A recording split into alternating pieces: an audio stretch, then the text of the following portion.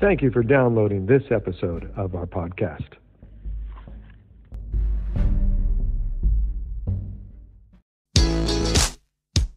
Hi, and welcome to the podcast for Solomon Staircase Masonic Lodge number 357, where we talk about all things related with Freemasonry, including Hermetic teachings, philosophy, reason, spirituality, and much more.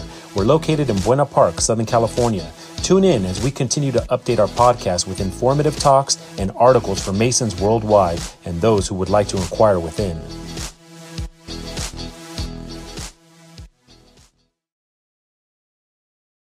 Why I Became a Mason by Harrison E. Gene Thompson, 32nd degree. Snow seemed to fall endlessly from the sky during the winter of 1943. The most recent storm was no exception, dumping 13 inches of fresh white powder on our home in Bremerton, Washington.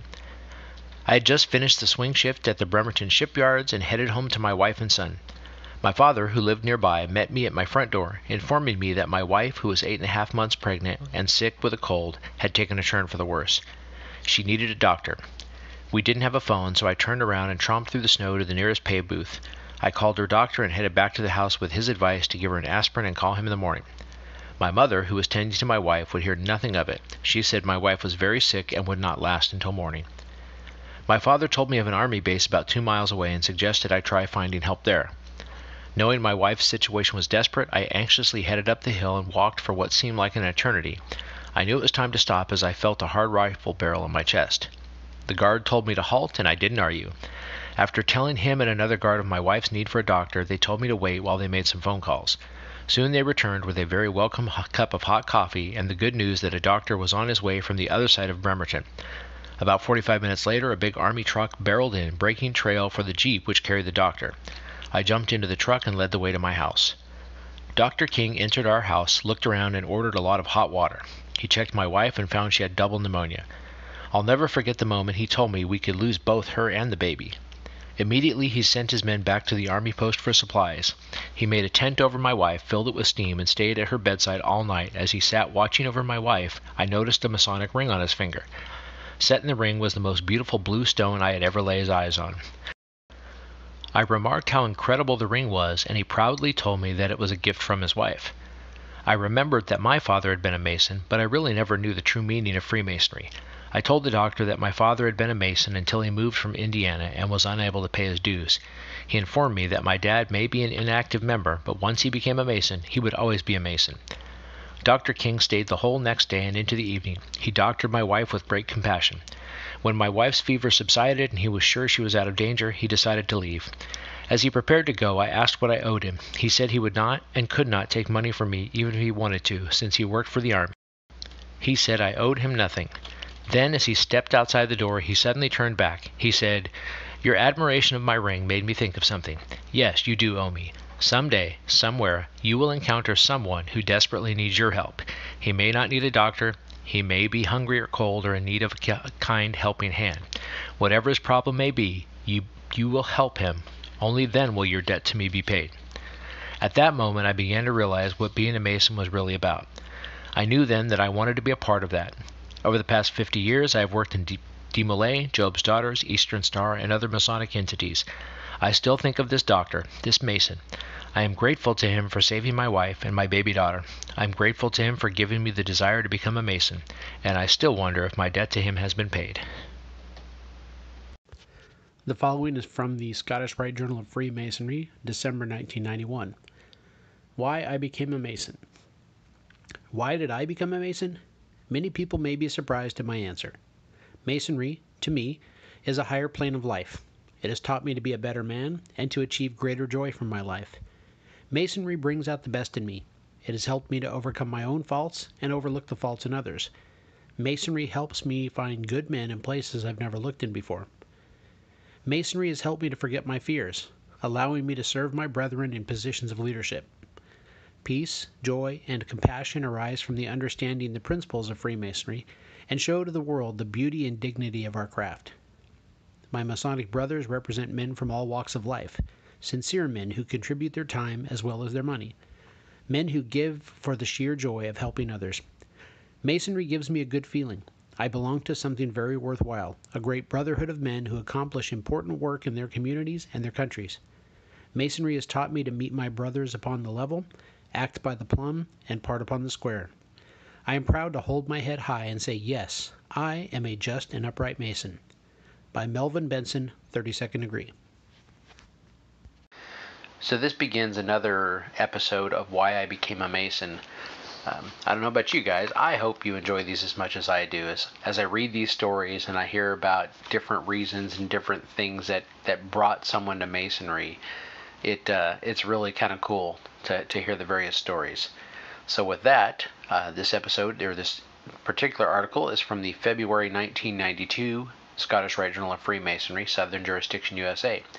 Why I Became a Mason, Gary Kimball, 32nd Degree. Who comes here? After gaining admission to the lodge as a Masonic candidate, I was momentarily surprised by that question. It had already been asked and answered. On top of that, it was my own father who was asking. As I again asked myself this question, I realized there was a deeper purpose for the query. By accepting me as an equal, these men, who I'd come to know and respect as a demolay, were granting me honor and privilege. Yet, at the same time, they were teaching me to look beyond the question, to look inside myself.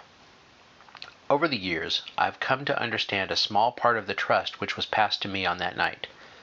Why did I want to become a Mason? At first, I was intrigued by the romance in the historical lessons I learned as a demolay. Brotherly love, fidelity, and loyalty to high ideals in the face of adversity were powerful lessons which influenced me as I was growing up. A more important reason than that, however, was my father. He had joined the craft when I was young and slowly began to change in subtle and wonderful ways. Dad loved lodge night, and I also remember him learning the posting lectures, ritual, and degree work with another brother. He had gone through a period of depression after losing a job. The vacations my brother and I spent with our grandparents were fun, but also helped feed us. Money was tight for a few years, but we were loved. The fraternity helped my father get through some tough times. In lodge, his needs were fulfilled. Masonry lifted Dad's spirit. Dad was a good man before being raised in Trojan Lodge No. 548, Marion, Iowa. He was a better man afterwards. Dad spent more time with me and my brother after he joined the lodge. He also became very active in Little League, and he turned out to be a great coach. He was willing to let us make our own decisions and mistakes. Dad is gone now. He died at age 63 from cancer. On a subconscious level, his example led me to Freemasonry. The bond was simply unbreakable. I don't know how he did it, but somehow he managed lovingly to engage me with his beloved fraternity. I was initiated, passed, and raised in the same lodge as Dad. I later joined the Scottish Rite in the Valley of Grand Rapids. David, another brother who was my neighbor and closest friend, joined the same valley the year before me. He encouraged me to continue to gain more light. Though blinded by a brain tumor that later took his life, David saw more clearly than most sighted brothers. He asked me to do his Masonic memorial service, and it was impossible to say no. Had I known how hard it would be, I would have asked for relief. However, I'm glad I didn't, because I learned more about Masonry that day than could be learned in a lifetime of intellectual debate. Why did I become a Mason? The more important question is why I've remained one. I hope someday my son will have the answers to these questions. He's almost 18. Why I became a Mason. I had already served in the U.S. Army Infantry, played organized baseball, and become an officer in the Idaho National Guard before I even knew what a Mason was. These experiences were great ways to meet people I respected and admired. More importantly, they taught me about having a positive and focused spirit, a special feeling I get when I'm involved in something worthwhile. In the early 1980s, I felt I'd lost this feeling. I joined a few socially oriented groups, but soon realized the feeling wasn't there. Then it happened. I asked my father-in-law, Fred J. Lee, 32nd Degree, about a symbol he was wearing. It was a Masonic pin.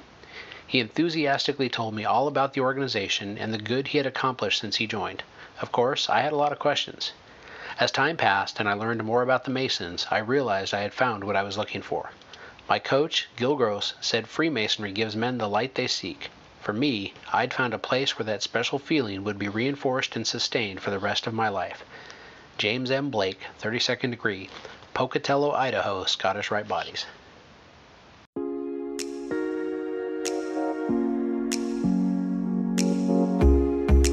Thank you for listening. If you like what you heard, please subscribe and leave us a comment. We enjoy hearing from our listeners. If you really like what you heard, share this podcast with your friends and lodge members. Visit us online at solomonstaircase.org.